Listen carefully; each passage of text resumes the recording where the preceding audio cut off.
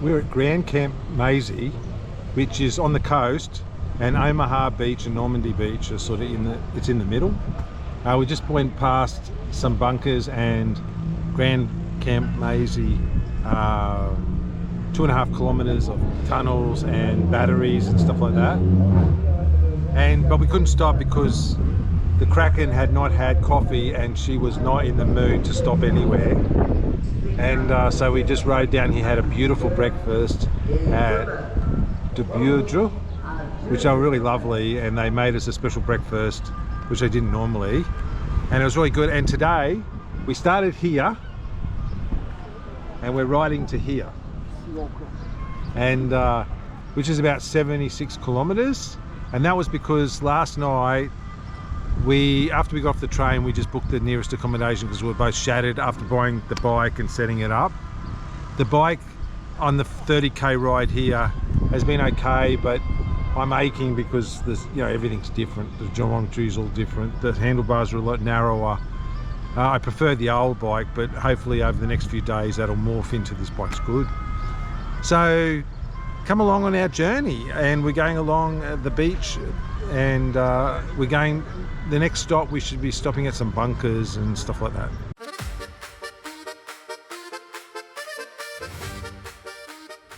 This is at Grandcamp-Maisy, and it's just a monument to the French airmen that were flying with the British that died during World War II, which was 216 French airmen were killed or missing.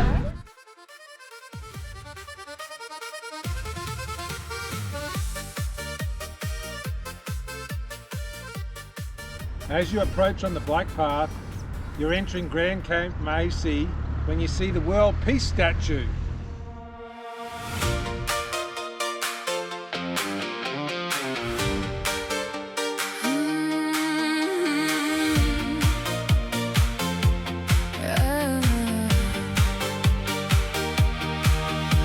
The fat man rolled out first at Grandcamp-Maisy dawn. The Kraken laughed beside him, her helmet snapped on strong. We traced that Normandy coast with salt on every grin. 2 wheels, one long adventure, and the road pulled us in. Past the hedges, past the storm, past the fields and wind-blown foam. Every turn said keep going, every mile said take me home. Would you do this right? Would you do this right? Coastline on our left, hearts wide open wide. Would you do this right? Would you do this right? Would you do this right? We went all the way. And of course, the fat man has found a bunker. When we were in Jersey, the fortifications were everywhere. And in Jersey and Guernsey, they actually put more fortifications than the whole Atlantic wall in Europe. So, like there's 2 little islands, they're only tiny, and they actually dug more tunnels and had more cement and everything than the whole of the Atlantic wall on this side. And you can sort of tell because here they're all pretty scattered far apart, and they're not that impressive, and there's lots of gaps. Where in Jersey, there's overlapping fields of fire everywhere, and there's literally like layers of defense. Every island's got a big fortress on it. The coast is fortified, there's a massive wall, and then there's a secondary line of defense, and then in the middle of the island, there's all the tunnels and all that. Here it seems a lot less, prepared. So, although there's a big cliff here, so maybe they just didn't put a lot in here because there was a cliff. What is behind you? So this is a bunker. We're assuming we're assuming the bunker would have a tank turret sitting on top of it, and the ammunition storage is off on that side. So you can see inside, it's very small. It would have a fantastic field of fire. because it's sitting on a bluff up here, but it'd also be exposed as well to any ship that's going past. So, you know, I don't know. The walls are thick, but I don't think they're thick enough to make me feel comfortable. And they do seem a lot less thick than the ones in Jersey, and also when we were staying in the flak towers and things like that. You know, the flak tower walls were thicker than that entire bunker, you know.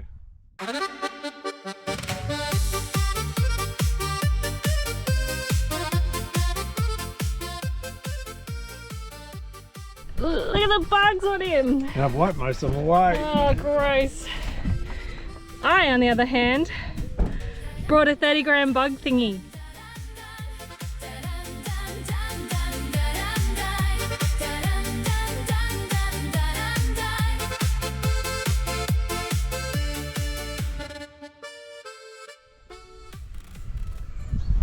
In the lead up to D-Day and during the German occupation, you know, bridges were a good target. And also when the Germans were retreating, it was expected they'd blow up most of the bridges. So the Allied forces brought these bridges along so they could leapfrog, you know, across rivers and stuff. So even though this looks pretty mundane, these were like Lego bridges. They just snapped together and you could get across quite a lot of open water with them. So, you know, they were very important during the invasion. At Omaha Beach we hit a cloud of flying bugs. They swarmed the air like static, got stuck in helmet slugs. We blinked and swatted hard, then pushed through anyway. The ocean kept on shining like it knew we'd stay. Past the cliffs and salt and spray, every mile just paved the way. If the road got mean for a minute, we were meaner back that day. Would you do this right? Would you do this right? Would you do this right? Coastline on our left. So this is Omaha Beach, just where the Americans came ashore. And you can sort of see why, because there's cliffs all the way along and then it comes down into a natural valley here. And I suppose they thought after all the bombardments and the bombing and everything, they could just drive straight through. You know, they wouldn't have to go up cliffs. It didn't work out like that way. There's two monuments. There's this one on the beach and there's also a stone one behind, both of which they ask you to stay 3 meters away from out of respect for the dead. And anyway, a lot of, you know, it was a good day because, you know, it was the invasion of occupied France, but it was also a terrible day. A lot of people lost their lives. So, you know, it's a long way because the British were invading downstream further, or reoccupying, and the the Americans were also landing further up the coast as well. So the Germans thought this was a diversion as well. Look at the bugs. And then there's the memorial. Even the signage is covered in bugs. Look at the bugs.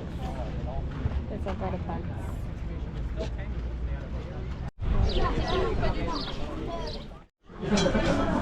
The menu is expensive. Look at that. Charlie just thinks he can leave his bike not locked up. You know, for some reason nobody's gonna steal it. Maybe it's the fact it's bright purple.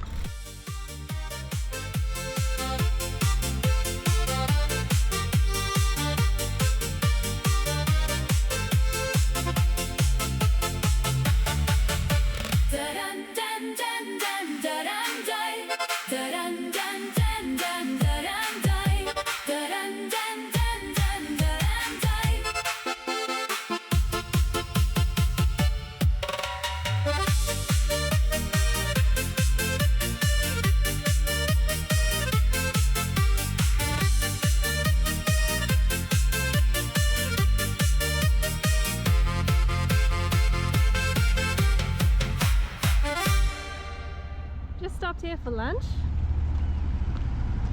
and this town is really a working shipyard. It's amazing. Would you do this right? Grandcamp to Deauville. Best days of our lives. The fat man and the Kraken, 2 bikes and 1 bright plan.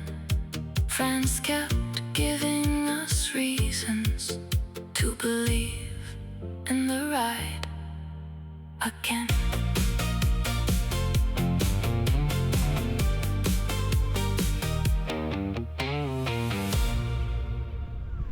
So after the successful landings, the British built a logistics port here, where there's no port, at Cape-Maisy,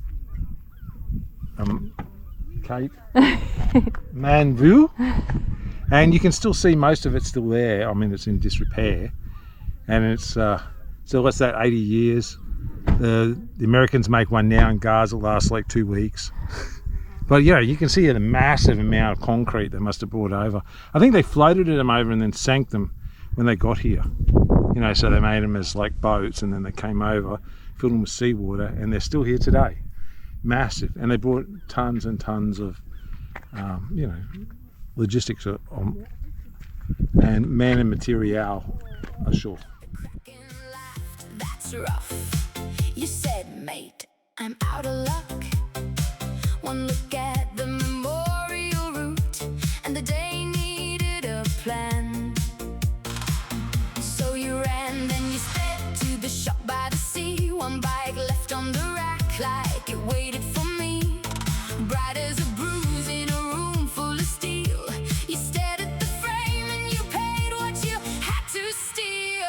Purple bike, rolling by the stone and light. Purple bike, ugly but it keeps you right. No one steals that thing. No one steals that thing from me. Purple bike on the Normandy sea.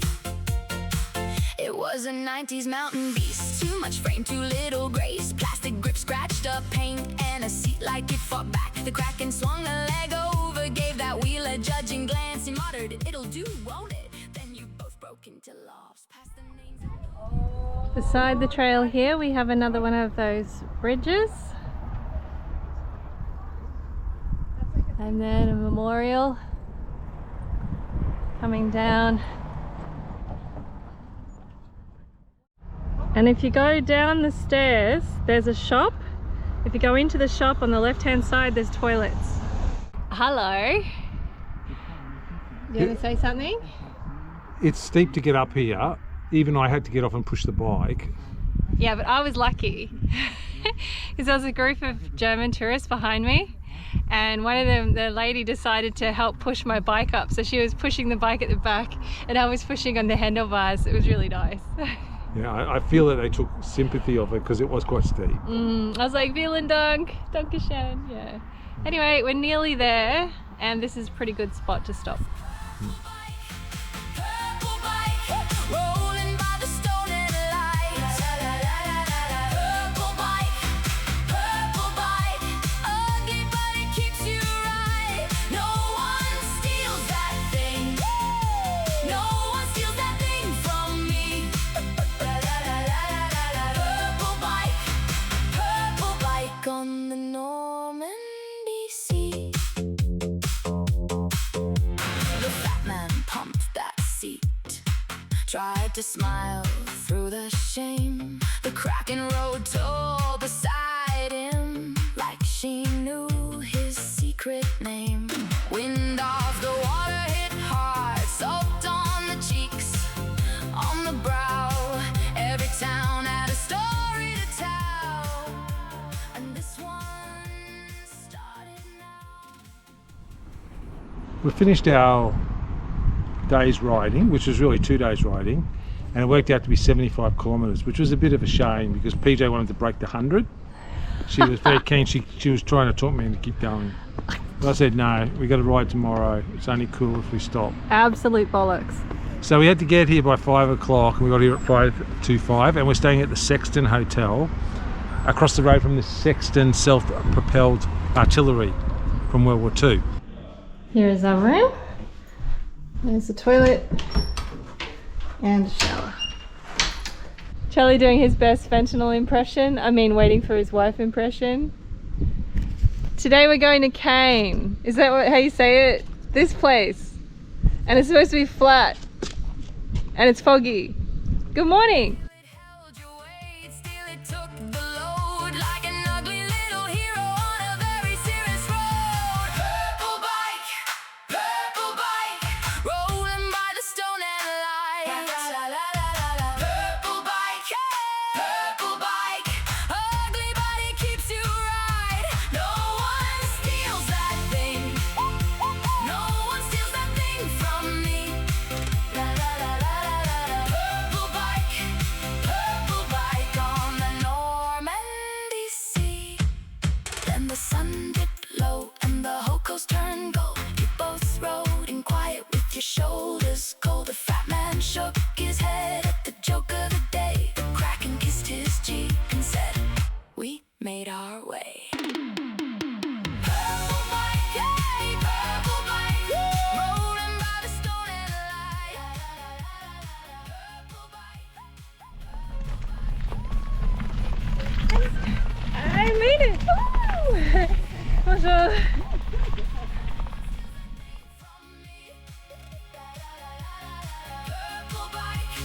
Purple bike on the Normandy sea. Purple bike, brave as any name. Purple bike, carrying the shame, and the sun on the coast made the whole thing sing. Purple bike, but the glorious thing. We're just coming up to a canal where we're following it down to where some battles took place on our way to Caen, and we've got a beautiful tailwind and these beautiful houses all the way down the coast, each one magnificent.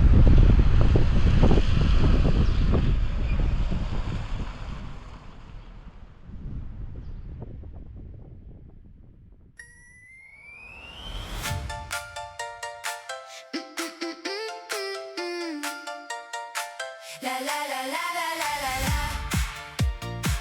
The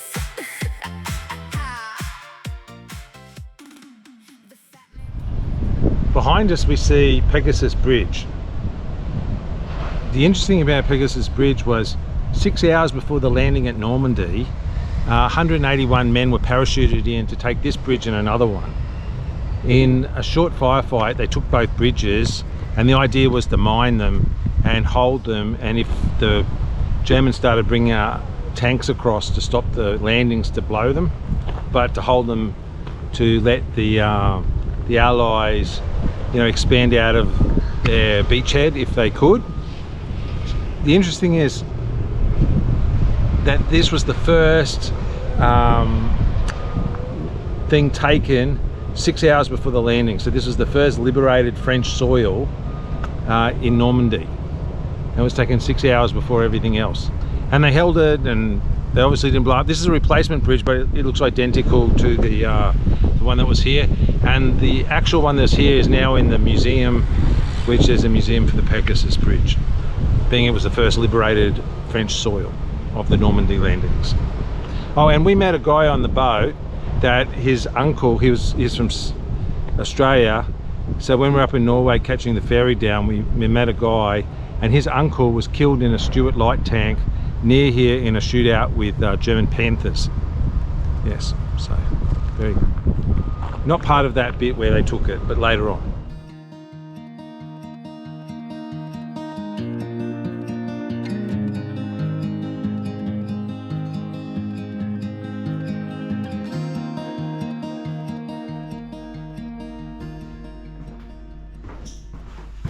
There's Charlie. And there's the thing, and then this is the entry, the bike's down there. I'm going upstairs.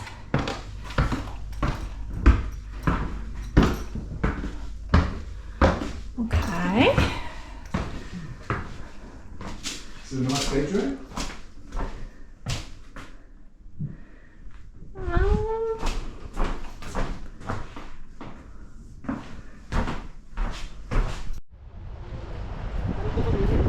Hello, it's day 3.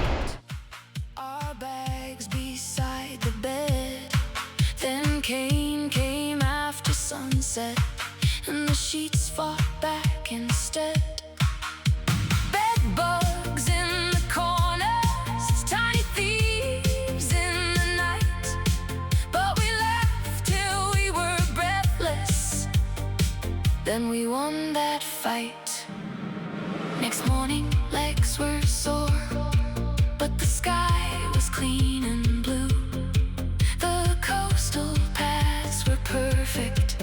Every view felt brand new. Cliffs, fields, and open water, the kind you never forget. We were tired and we were lucky, and we do it all again. Would you do it? Last night we stayed at the Ibis in Deauville, which is the last place on the Normandy coast that we're visiting. We're catching a train now. I don't know where, but on the other side of Paris, because we've got no interest in going to Paris. And it's been pretty chaotic, our trip to Normandy, with the broken bike and the new bike and setting it all up. But it's been beautiful riding down. We had a bit of rain yesterday, but other than that, the weather's been lovely. And the towns have progressively got more beautiful as you come down the coast. You get to see quite a lot of the war history, and the bunkers are sort of ubiquitous, but not ubiquitous like the Channel Islands. So the Channel Islands got so many more bunkers and so much more fortification than the Normandy coast, but they're still everywhere. Even right next to us, there's a bunker that's been repurposed, and you see a lot of that. There's people having bunkers as part of their houses, or as you're riding along on the behind the seafront, you notice you're in a bunker complex, which must have been an old command center or something like that. So it's been interesting, and you look at the countryside that the people were invading, and it's perfect tank sort of ground. You can see why the tanks were so important, and it's been quite moving looking at all the graves and the people that had died. And the French still have a lot of the flags up for everybody, and they seem to fully appreciate that a whole lot of young sons were sent here to die for them to liberate Europe. Next time we tackle the cycling route between Champagne and Burgundy, and it's a canal ride.